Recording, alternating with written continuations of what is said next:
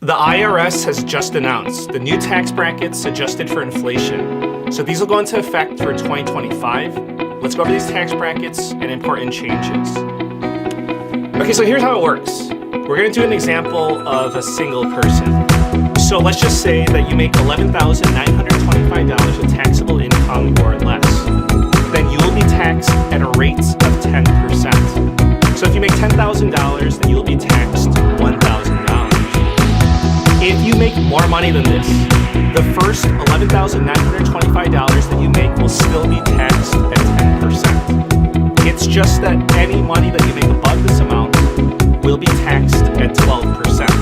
Now, any money that you make over $48,475 will be taxed at a rate of 22%. So this process continues until you get to the highest tax rates of 37%. Now, here's what the IRS did. They changed these tax brackets higher by 2.1% to keep up with inflation. So let me give you an example. Last year, this number was at $11,600. It's now been increased to $11,925. So that's a good thing because it means that more of your money will be taxed at a lower tax rate. So it was adjusted upwards by 2.8%. The question is whether that's fair or not, whether that was sufficient or not. Now, before I show you some more important changes, here are the updated tax brackets for single people in the left column and married filing jointly in the right column. And here are the tax brackets for married filing separately in the left and head of household right. Okay, now take a look at this. The standard deduction has been adjusted for inflation as well. From this year, well, here's this for a single filer, $14,600 upward to $15,000. For 2024, this year married $29,200, and next year is going to be $30,000.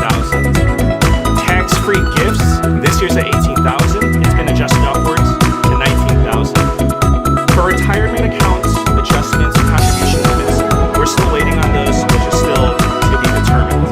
Now, what's unfair is that many tax deductions or credits do not get adjusted for inflation. So here's some examples. The child tax credits remains at $2,000. The state and local tax deduction or self-deduction remains at $10,000, and the limits on capital losses remains at $3,000. So ultimately, nothing out of the ordinary. Please let me know what you think. Thank you for the support, and I wish you a very nice day. Take care.